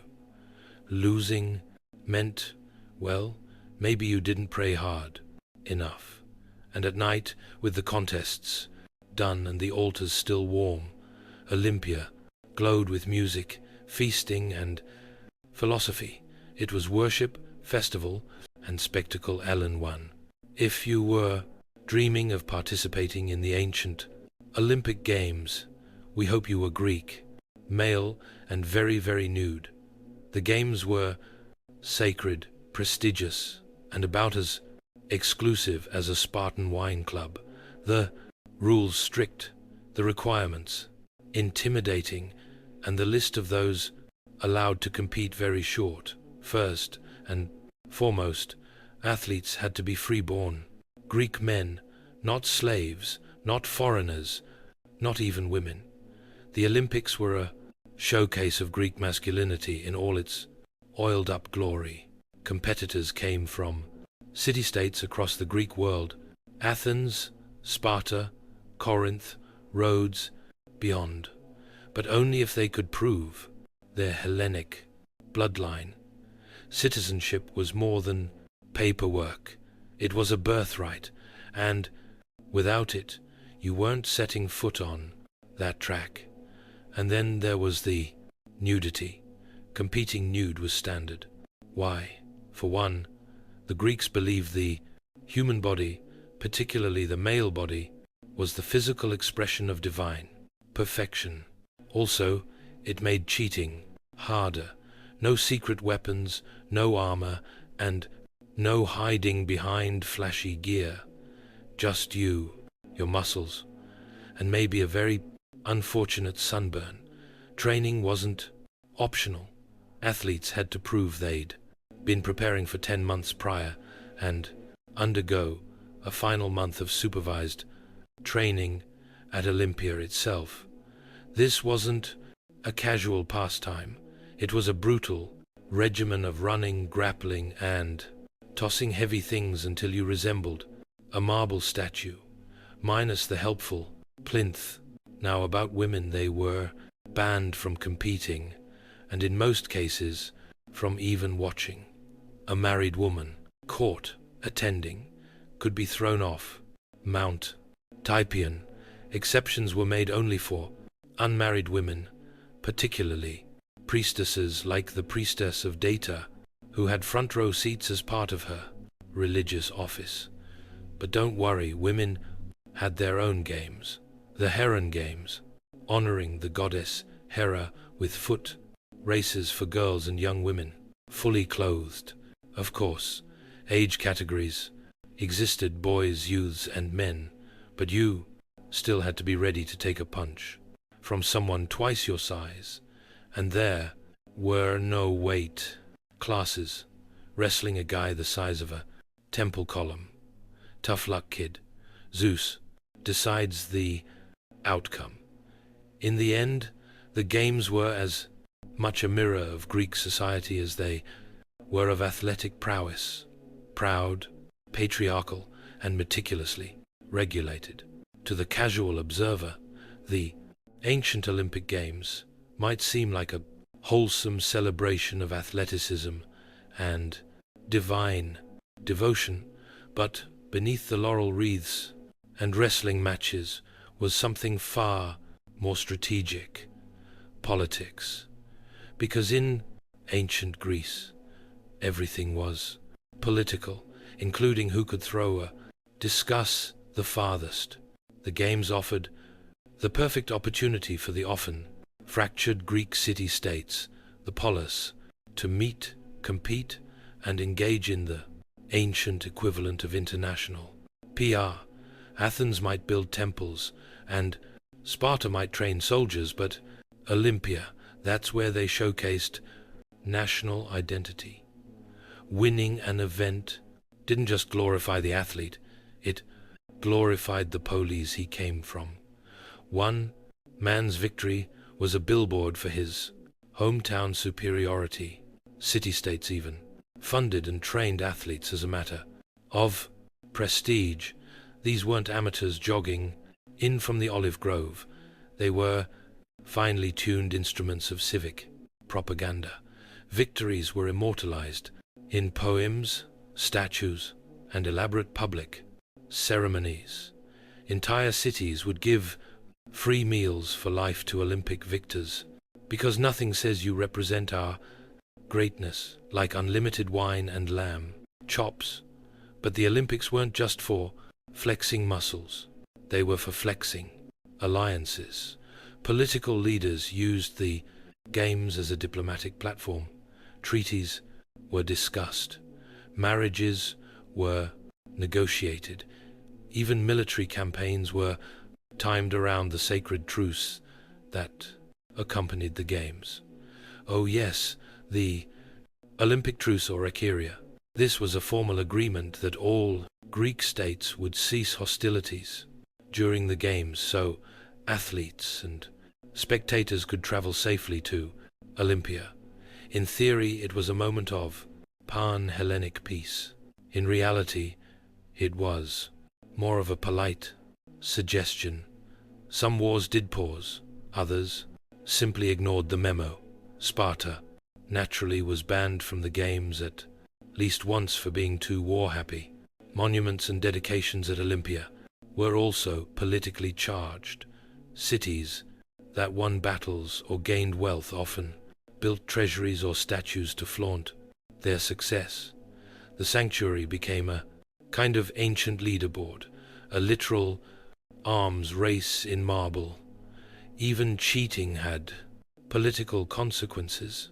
If an athlete was caught bribing an opponent or falsifying citizenship, their city's reputation suffered. And in the high-stakes world of Greek rivalry, that was nearly as bad as losing a war. Becoming an Olympic athlete in ancient Greece wasn't a matter of signing up and hoping for the best. It was a brutal, lifelong commitment, equal parts devotion, self-denial, and a surprising amount of sand in your undercarriage. You didn't just show up at Olympia ready to run. You had to prove it. And before you even got close to the track, you were expected to survive months of punishing preparation. Athletes trained at the Roditou Gymnasium, a Greek institution that was part fitness center, part temple, and part philosophy class. The word gymnasium literally means place to be, naked, which tells you most of what you need to know. Training was conducted in the nude, not for shock value, but because the Greeks believed in celebrating the human form as a vessel of divine strength. Each city had its own gymnasia, but serious Olympic hopefuls traveled to Elis, the city that administered the games. There, under the watchful eyes of officials and trainers, they endured a mandatory 30-day trial. Before the Olympics, no distractions, no wine, no excuses, just relentless exercise and a diet that would make modern athletes weep. Barley bread, figs cheese, and lots of olive oil, rubbed on the body, not eaten. The trainers, called tribes, weren't gentle. They pushed their athletes through wrestling drills, sprinting routines, javelin throws, and strength exercises. The Greeks had no patience for slackers. If you couldn't keep up, you were out. And they meant it. Judges actually disqualified contestants before the games even started if they didn't meet the physical standard. Discipline was everything. No gym memberships, no protein shakes, no fans cheering you on from Instagram. Just the grind. Ancient athletes endured punishing heat, strict diets, and grueling repetition, all for a fleeting moment of glory, and maybe a lifetime of free meals if they won. And it wasn't just about the body. The ideal athlete was expected to have a sound mind, too. Gymnasia were also places of learning where future champions discussed philosophy, ethics, and the meaning of arete, excellence in all things.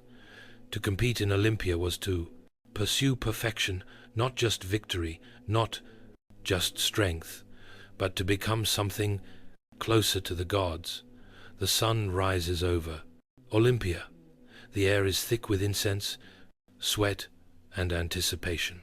For 5 days, the sacred sanctuary becomes the epicenter of the Greek world. Pilgrims, poets, merchants, politicians, and pickpockets all converge for the spectacle. Today is not a normal day. Today, the gods are watching. The opening procession is a blend of ceremony and flexing. Athletes stripped, bare and shining with olive oil march in a line. Spectators cheer, city-states wave. Banners and judges called the Hellenodai look on with expressions that say, "We will disqualify you for blinking funny." The crowd is massive. Tens of thousands cram into the stadium, sitting on stone or dirt embankments, shaded only by the occasional olive tree and a well-placed sun hat. There are no tickets, no assigned seats, and no bathrooms worth mentioning. What there is, however, is noise. Lots of it. Shouts of support, jeers at rivals, vendors hawking wine and honey, cakes, and philosophers grumbling about the decline of morals. Then the trumpet blare. The events begin. Runners launch from their marks with no starting pistol, just a loud shout and the tension of 1,000 eyes. Wrestlers grapple in the sand, slipping in the oil and kicking up dust. Chariots race dangerously around hairpin turns in the hippodromium, where crashes are frequent and occasionally fatal. And the pancration, that's where things get downright primal. Choking, twisting, punching, all in front of Zeus. Winners are crowned immediately after their events with an olive wreath from the sacred tree of Olympia. No medals, no podiums, just a loop of branches and the pandas' roar of the crowd. But the glory, eternal. Victors are celebrated like war heroes back home. Their names are etched in stone, their likeness carved in marble. And if they're lucky, a poet like Pindar will immortalize their deeds in verse, long, dramatic, and extremely flattering verse. And through it all, the divine presence lingers. Offerings are made, bulls are sacrificed, the gods are thanked. Because every leap, throw, and sprint isn't just for fame, it's an offering, a prayer made with muscle and grit. The games are over, the dust settles, the crowds pack up their amori and head home. But for a select few, those crowned with an olive wreath, Life is never the same again. In ancient Greece, Olympic victory wasn't just an athletic achievement, it was a full-blown life upgrade. Winning an Olympia meant you didn't just beat other men, you had pleased the gods, and that kind of divine favor came with serious perks. Victors returned to their pole as heroes. Statues were raised in their honor. Poets sang their praises in verses so flowery they could outshine the gardens of Aphrodite. Some cities gave their champions front row seats at public events. Others offered free meals for life, a far better prize than a medal, especially in a world where dinner wasn't guaranteed. Wealthy patrons lined up to sponsor you. Families arranged better marriage prospects. Children were taught your name in school.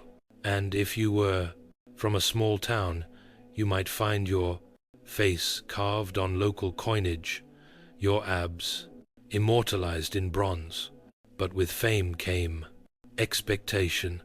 Olympic victors weren't allowed to vanish into obscurity. They became symbols, living proof of a city's greatness. Some were sent on diplomatic missions, others recruited as generals. Their bodies had earned glory, and now their names had to carry it. Of course, not everyone handled the spotlight well. Some athletes grew arrogant. One famously tried to dedicate a statue to himself, and the gods only for the people to quietly change the inscription. Others tried to cheat in later games, thinking their reputation would protect them. Spoiler, it didn't. Those caught bribing opponents or lying about their citizenship were fined, humiliated, and sometimes had their names wiped from records. But for the honest few, the reward was kleos, immortal fame. In Greek culture, kleos was the golden ticket, the chance to be remembered not just by your children or your city, but by history itself. If you died young, your name lived on. If you lived long, you became a mentor, a legend, maybe even a myth. And that's what made the Olympic Games more than sport. They were a forge for legacy. For over 1,000 years, the Olympic Games blazed like a sacred flame, held every 4 years without fail, even through wars and plagues. From 776 BCE onward, generation after generation of Greeks gathered at Olympia to honor the gods, chase glory, and maybe throw a javelin farther than anyone else. But even sacred traditions aren't immune to time. By the 4th century CE, the Roman Empire had swallowed the Greek world. The games continued under Roman rule, but the original religious meaning began to fade. Romans enjoyed the spectacle, gladiators, chariots, public blood, sports. But the idea of sport as divine, devotion didn't translate as well when your emperor thought he was a god. Then came a final blow. In 393 CE, Emperor Theodosius Theudent, recently converted to Christianity, banned all pagan festivals. That included the Olympics. After more than a millennium, the torch was snuffed out. The temples of Olympia were left to crumble. Earthquakes and floods buried what was once the heart of the Greek world. The sanctuary fell silent. For centuries, the games lived only in legend. Their stories passed down through ancient texts, admired by scholars, but viewed as a relic of a vanished world, until in the Visti 19th century, that old flame flickered back to life, inspired by the spirit of ancient Greece and a newfound obsession with classical antiquity. A Frenchman named Baron Pierre Dubetta decided it was time to bring the games back, not in a ruined temple under olive trees, but as a modern international competition. And so in 1896, the modern Olympic Games were born in Athens, fittingly in the very land where they began. Today's games are bigger, louder, and significantly more clothed, but echoes of the original still remain. The 4-year cycle, the sacred torch lit at Olympia, the ideals of excellence, honor, and unity, and the pursuit of something greater than victory, immortality, through achievement, from nude runners in dusty fields to televised gymnastics and synchronized swimming. The Olympic journey has never been linear, but it's always been human, messy, glorious, and ever-evolving. And it all began with a cook named Kroios, a foot race, and a wreath of olive leaves beneath the gaze of Zeus. The year was 1791, and the United States was less a country and more a very expensive experiment. The revolution had been won, but the war had left behind a mountainous debt. The fledgling government, operating under the shiny new Constitution, was broke, and the question on everyone's mind was going to pay for this. Enter Alexander Hamilton, the nation's first Secretary of the Treasury, who didn't just love strong financial systems. He worshipped them. Hamilton believed the key to national strength lay in federal authority and sound fiscal policy. His plan: consolidate state debts under the federal government, establish a national bank, and here's the kicker: raise revenue through taxes. And not just any taxes, a federal excise tax on distilled spirits, better known as the whiskey tax. To Hamilton it made perfect sense. Whiskey was widely produced, widely consumed, and let's be honest, drank like water in many parts of the country, especially on the frontier where clean water wasn't always guaranteed. Taxing whiskey was like taxing sunshine. You could count on it. But out on the western frontier, particularly in western Pennsylvania, farmers had other ideas. Many small-scale farmers didn't just drink whiskey, they made it. They turned excess grain into liquor because it was easier to transport, preserved well, and could be used like currency.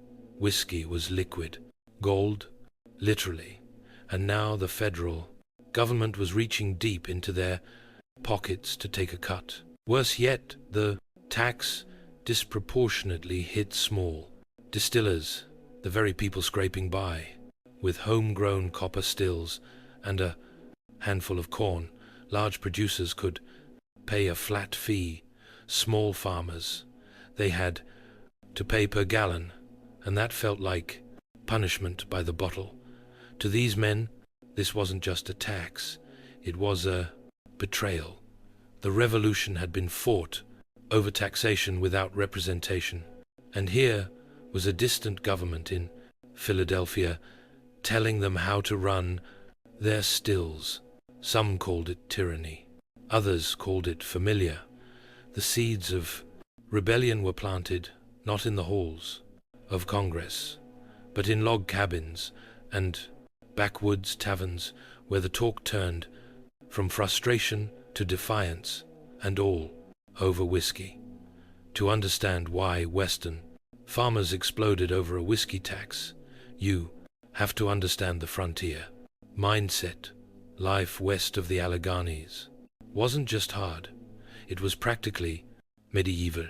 Roads were muddy trails, news took weeks to travel, and government was a rumor from a far-off land called Philadelphia. The whiskey still in the Delphia barn wasn't just a hobby, it was survival. Whiskey wasn't merely a drink, it was a currency, a commodity, and a cultural cornerstone.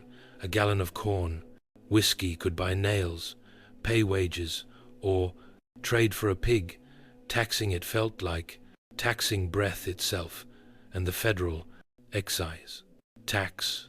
It hit small producers hardest, those who couldn't afford the lump sum, flat fee large distillers, paid. Instead, they were taxed by the gallon down to the last drop, so farmers resisted, not with paperwork, but with pitchforks and muskets. At first, it was low-key civil disobedience. Tax collectors were ignored, forms were left unfiled, but then came the intimidation. Officials, trying to enforce the tax, found themselves on the wrong end of tar, barrels, and angry mobs. In Western Pennsylvania, resistance turned especially fierce. Collectors were harassed, threatened, or outright attacked. One was stripped, whipped, and left in the woods with feathers in his hair. A frontier fashion statement with a clear message: go home. The federal courts issued subpoenas. No one showed. Marshals tried to deliver them. Locals ran them off. By 1793, it wasn't a protest anymore. It was open non-compliance, spreading across counties like spilled mash. What made it worse? Most of these people had fought in the Revolution. They had shed blood for independence. And now they were being taxed by a federal government that felt eerily similar to the monarchy they'd overthrown. Didn't we just do this? Was the unspoken and sometimes shouted sentiment. To them, Hamilton's tax was proof that the government didn't represent them. They saw Eastern elites lining their pockets while the frontier paid the price. The whiskey tax wasn't just unpopular. It was a symbol of everything they feared about centralized power. And all the while, the government watched with increasing concern. What began as law-breaking was starting to look a lot like rebellion. By 1794, what began as scattered defiance had evolved into something far more serious, organized, armed, and determined. Western Pennsylvania was no longer just resisting the whiskey tax. It was actively challenging the federal government's right to govern at all. The flashpoint came in July 1794 when a U.S. Marshal named David Lennox and a tax inspector named John Neville, a wealthy former general and one of the few men brave or stubborn enough to try collecting the tax, found themselves in the rebels' crosshairs. Neville had fortified his house, Bower Hill, outside Pittsburgh, preparing for trouble. Trouble, as it turned out, came in the form of several hundred armed men. The standoff began when the rebels demanded the surrender of Neville and any incriminating tax documents. He refused. Shots were fired. By the next day, a full-blown gun battle erupted. Government troops, tax resistors, and locals exchanged musket fire. Neville's house was eventually set ablaze, and 2 people were killed. The message was clear. The frontier wasn't bluffing. In the days that followed, resistance turned into mobilization. A rebel militia of nearly 7,000 men formed around Pittsburgh, calling themselves Defenders of Liberty and channeling the rhetoric of 1776. They began organizing meetings, passing resolutions, and talking about independence, not from Britain this time, but from the Eastern United States. Federal officials fled. Tax office shut down. Pittsburgh, terrified of being burned to the ground, tried to distance itself from the rebellion. Meanwhile, word of the uprising spread quickly, sparking copycat resistance in parts of Kentucky, Virginia, and even the Carolinas. To many Americans, especially those in government, It was beginning to look like Shah's Rebellion 2.0, but with more guns and better whiskey. What the rebels wanted wasn't entirely clear. Some called for tax repeal, others for Western independence, and a few even suggested forming a new America west of the mountains. One thing was certain: this was no longer just a tax protest. It was a challenge to the authority of the federal government under the Constitution. The rebellion raised a terrifying question. If a single region could defy a federal law with impunity, what kind of union had they really built? By the fall of 1794, the Whiskey Rebellion had gone from a regional disturbance to a direct threat to the authority of the Constitution itself. In the East, elites feared the blank's collapse of federal power. In the West, rebels were talking like revolutionaries. And in the middle stood President George Washington, watching his carefully stitched republic begin to unravel at the seams. This was no ordinary law and order situation. It was the first real test of federal authority under the new Constitution. Washington understood what was at stake. If the rebellion succeeded, or if it went unpunished, it would send a clear message. The federal government could be ignored, defied, and embarrassed. So he made a decision that stunned the young nation. He would lead the army himself. Washington became and remains the only sitting U.S. president to personally command troops in the field. For a man who had once stepped down from power after the revolution, this wasn't ego, it was necessity. He wanted to show that the Constitution wasn't just parchment, it had muscle. With Hamilton by his side and acting as his ever-enthusiastic second in command, Washington mobilized a massive force of nearly 13,000 troops, larger than the entire Continental Army at its peak. Militiamen from New Jersey, Pennsylvania, Maryland, and Virginia assembled like it was 1,776 all over again. Except this time they weren't fighting the British. They were heading west to face their own countrymen. Washington rode out in full military uniform, grim and deliberate. His presence was meant to intimidate, and it did. As the army marched westward, the rebels began to scatter. Many had assumed the government would stay in Philadelphia and argue over letters. They hadn't expected muskets, drums, and a president on horseback. By the time the Federal Army reached western Pennsylvania, most of the rebellion had dissolved. Leaders vanished. Local support evaporated. The show of force had worked. But Washington didn't want blood. Once the region was secured, he handed command over to General Lehor Harry Lee and returned to Philadelphia. His point had been made. The government could and would defend its laws. When Washington's army arrived in western Pennsylvania, they didn't find a battlefield. They found silence. The rebel militias had mostly vanished into the hills, and towns that once brimmed with fiery anti-Axe sentiment now greeted federal troops with suspiciously polite smiles. The rebellion hadn't ended in bloodshed.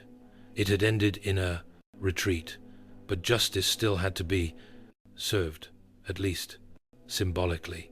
Over 150 suspected rebels were arrested, many of them more confused than combative.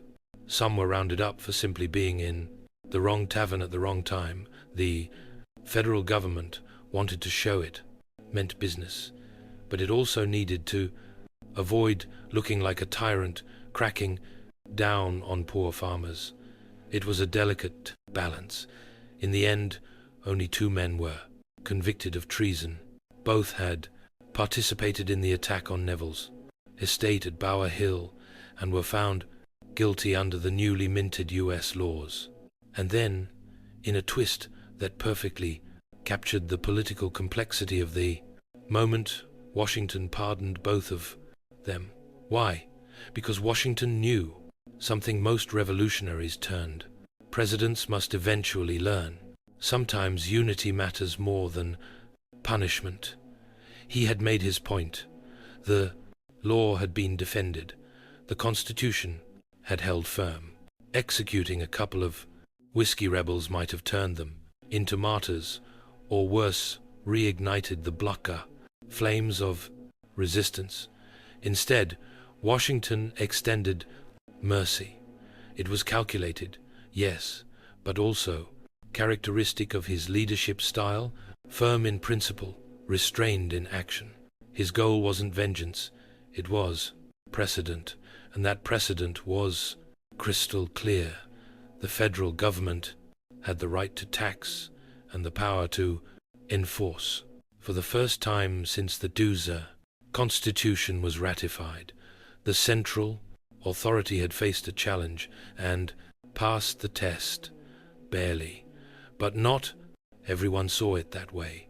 For some in the frontier regions, the rebellion confirmed their worst fears, that the federal government cared more about Eastern elites than Western farmers, that Hamilton's financial schemes served bankers, not barrel makers, that maybe, just maybe, the revolution had been for nothing.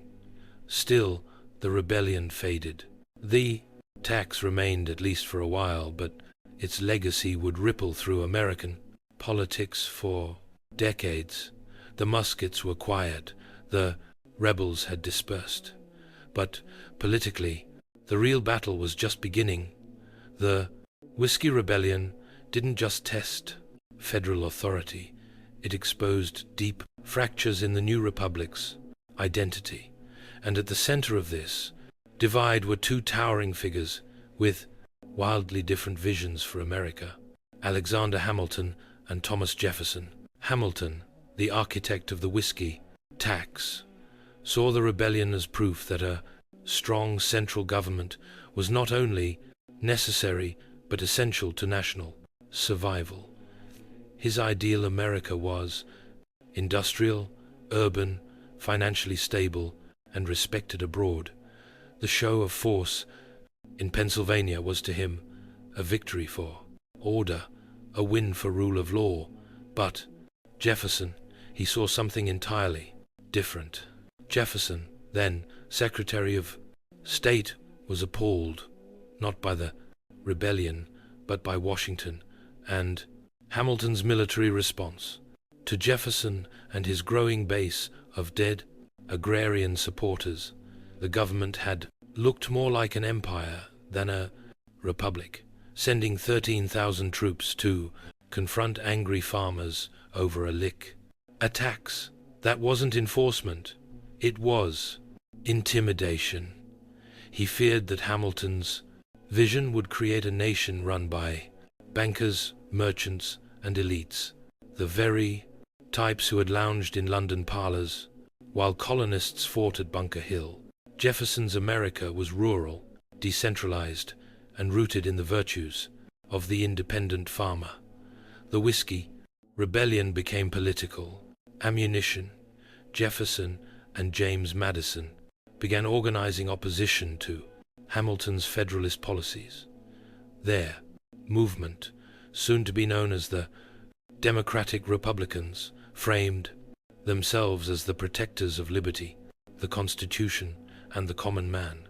The Federalists, in turn, painted Jefferson's camp as mob sympathizers who turned America into France during the Reign of Terror. The rebellion, in other words, helped crystallize what had only been simmering before. America's first political parties, lines were drawn, newspapers took sides. The whiskey tax debate became shorthand for a larger struggle between centralized power and local autonomy, between elite control and populist resistance. So while the rebellion was crushed militarily, it lived on politically. It became a story both sides would retell in very different ways. The Whiskey Rebellion may have fizzled on the battlefield, but in the political arena, it lit a fire that would smolder for generations. It wasn't just about whiskey or taxes anymore. It became a symbol, and like most symbols it was wielded differently depending on who was doing the wielding. For Federalists, the rebellion was proof that the new Constitution worked.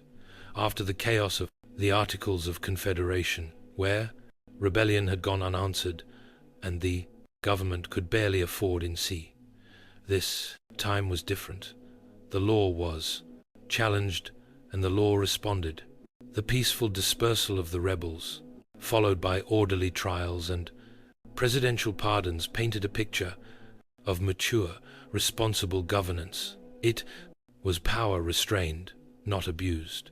To the Democratic Republicans, however, the whole affair, riot of hypocrisy.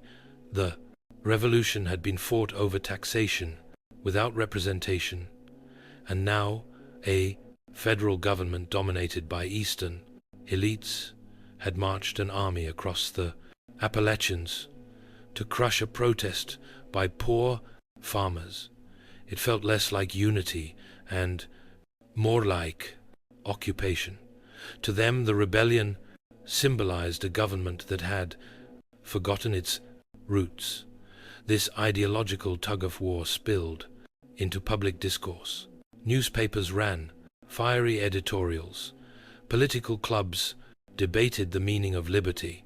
Was the rebellion a dangerous echo of mob rule, or a desperate cry for fairness from the margins of the Republic?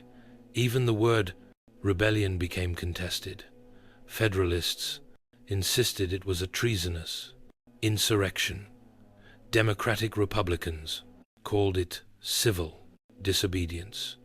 In time, the events of 1794 became less about what happened and more about what it meant, and looming over all of it was the Constitution itself. The Whiskey Rebellion was the first moment the federal government tested its new legal framework against real resistance and survived. It proved that the balance of federal and state power was not just theoretical, it could be enforced. But it also highlighted a reality the founders couldn't ignore. Not everyone experienced the Constitution the same way. For the elites in Philadelphia, it was protection. For the farmers of Western Pennsylvania, it was intrusion. After the smoke cleared and Washington's army marched home, the frontier returned to its usual rhythm of hard labor, hard weather, and hard liquor.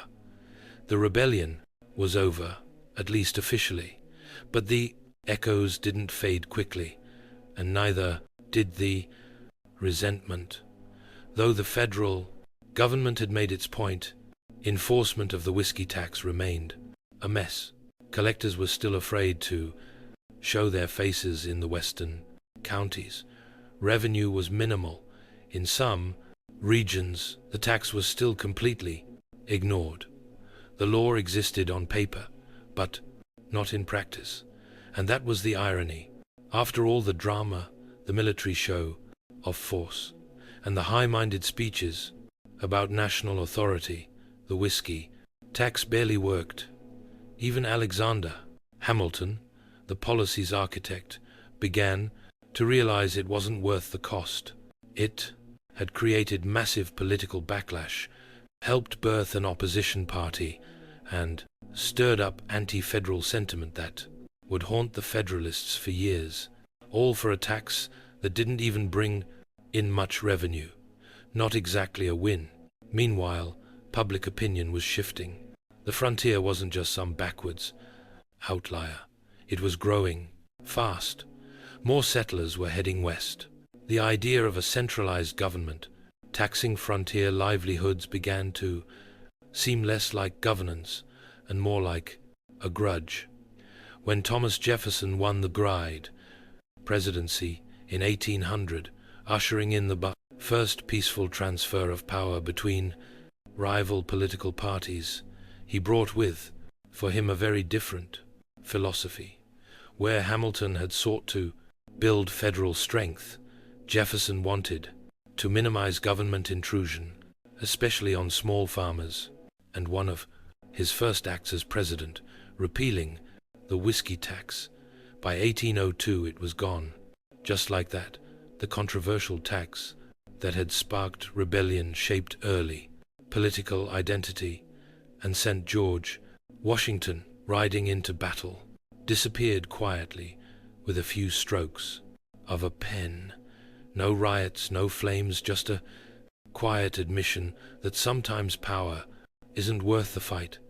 The law had held, yes, but the people had spoken too.